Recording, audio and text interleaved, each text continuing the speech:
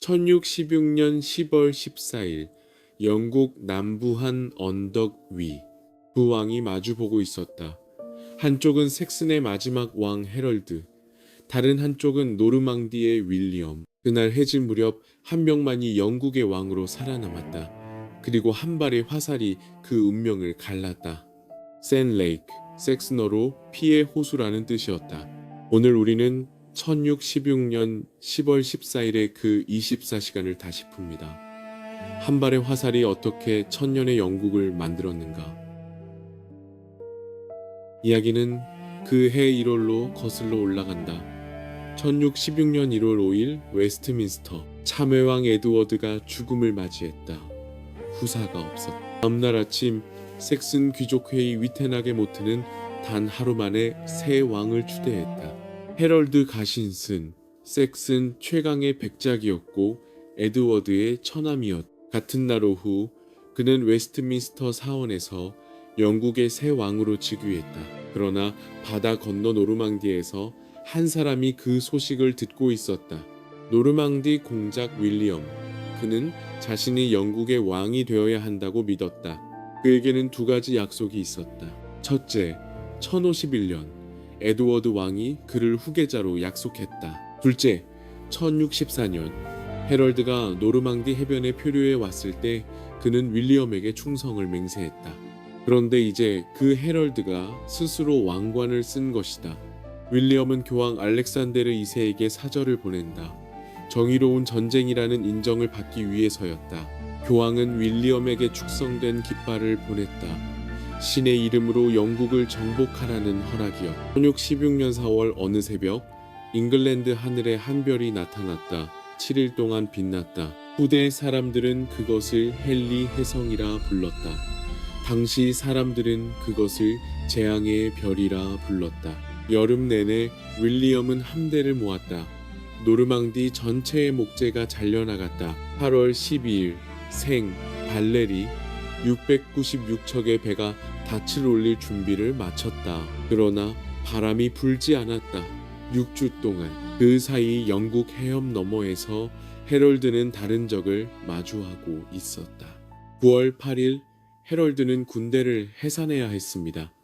식량이 떨어졌고 농민병들은 추수를 해야 했기 때문입니다. 그리고 9월 20일 영국 북쪽에서 또 다른 침공이 시작됐다. 노르웨이의 왕 하랄 하드라다.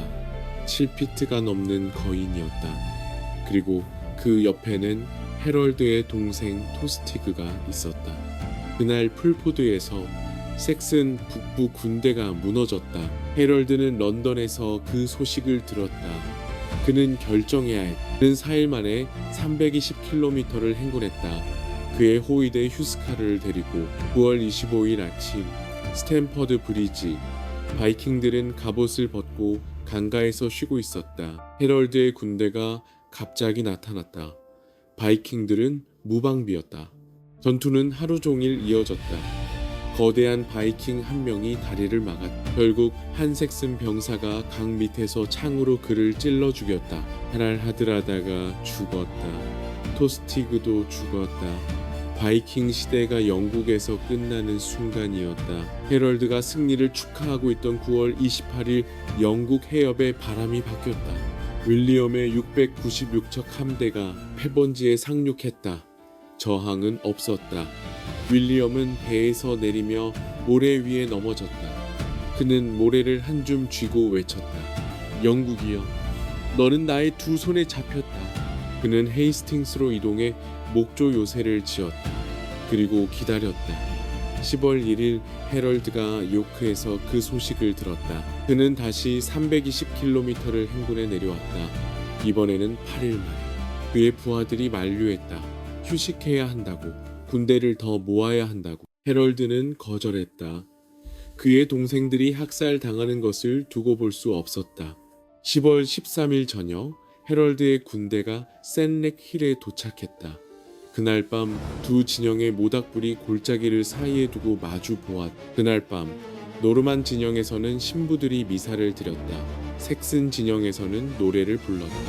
양쪽이 알고 있었다. 다음 날 한쪽은 죽으리라는 것을. 1616년 10월 14일 새벽 6시 노르만 진영이 움직이기 시작했다. 윌리엄은 군대를 세 부대로 나눴다. 보병, 궁수, 그리고 기사. 그가 가진 가장 강력한 무기는 영국에는 없는 무기였습니다. 무거운 기병이었어요. 9시 노르만 군대가 진격을 시작했다. 언덕 위에서 색슨의 방패벽이 그들을 기다렸다. 방패벽, 색슨의 마지막 무기였다. 800년 동안 한 번도 깨지지 않았다. 노르만 화살이 처음으로 날아왔다. 색슨 방패의 발격. 그러나 색슨 방패벽은 흔들리지 않았다. 윌리엄은 보병을 보냈다. 색슨의 도끼가 그들을 베어냈다. 윌리엄은 기병을 보냈다. 그러나 가파른 언덕 위에서 마른 힘을 잃었다. 정오 무렵 노르만 좌익에서 외침이 들렸다. 공작이 죽었다. 공포가 노르만 군대를 휩쓸었다. 좌익 부대의 브르타뉴인들이 도망치기 시작했다. 그때 일부 색슨이 추격에 나섰다. 방패벽이 깨졌다. 그 순간 윌리엄이 죽지 않았다는 것을 보였다. 그는 투구를 벗고 군대 앞에 섰다. 나는 살아있다. 신은 우리와 함께 계신다. 노르만 기사들이 산비탈에서 색슨 추격병들을 포위해 죽였다. 그리고 윌리엄은 깨달았다. 그것이 답이라는 것을. 위장 후퇴. 윌리엄은 명령했다. 다시 도망쳐라. 이번에는 일부러. 9번 노르만 기병이 다시 도망쳤다. 그리고 2번 색슨이 추격에 나섰다가 학살당했다. 방패벽이 점점 얇아졌다. 그러나 헤럴드와 그의 호위대 휴스카를은 흔들리지 않았다. 오후 5시 해가 기울고 있었다. 윌리엄은 마지막 수를 두었다. 궁수들 위로 쏘아라. 수천 발의 화살이 하늘을 덮었다. 그리고 그 화살들은 색슨 방패벽 위로 떨어졌다. 방패는 위가 아니라 앞을 막는 것이다. 위에서 떨어지는 화살을 막을 수 없었다. 순간 한 발의 화살이 헤럴드의 얼굴로 떨어졌다. 한 발의 화살이 한 왕을 쓰러뜨린 순간이었습니다. 그리고 그 한 발이 천년의 영국을 결정했습니다. 베이웨 테피스트리에는 그 장면이 새겨져 있다. 파롤 렉스 인터펙투스 EST. 헤럴드 왕이 살해되었다. 왕이 쓰러지자 색슨 방패벽도 무너졌다. 그러나 휴스카르는 도망치지 않았다. 색슨의 법이었다. 왕이 죽으면 호위대도 함께 죽는다. 그들은 마지막 한 명까지 싸워 죽었다. 해질녘 전투가 끝났다. 2시간이었다. 양쪽 합쳐 약 2만 명 중 7천 명이 죽었다. 윌리엄은 그 밤 전장에서 잠을 잤다. 그의 텐트는 죽은 자들 사이에 세워졌다. 다음 날 헤럴드의 어머니 기타가 윌리엄을 찾아왔다. 그녀는 아들의 시신을 그의 무게만큼의 금으로 사겠다고 했다. 윌리엄은 거절했다. 10월 14일이 끝났다. 그러나 1616년은 끝나지 않았다. 윌리엄은 런던으로 진격했다. 도시는 저항했지만 결국 굴복했다. 1616년 12월 25일 크리스마스 날 웨스트민스터 사원. 11개월 전 헤럴드가 즉위했던 그 사원에서 윌리엄이 영국의 왕으로 즉위했다. 그날 영국의 모든 것이 바뀌었다. 언어가 바뀌었다. 법이 바뀌었다. 토지가 바뀌었다. 1816년 윌리엄이 죽기 직전 그는 영국 전체의 토지를 조사했다. 둠스데이 북, 최후의 심판의 날. 그것이 영국 사람들이 그 책에 붙인 이름이었다. 오늘날 영어 단어의 거의 30%가 그날 노르만이 가져온 프랑스어에서 왔다. 비프는 노르만 귀족의 식탁 위 단어였다. 카오는 색슨 농부의 들판 위 단어였다. 한 발의 화살이 두 언어를 만들었습니다. 그리고 그 두 언어가 오늘 우리가 쓰는 영어가 되었습니다.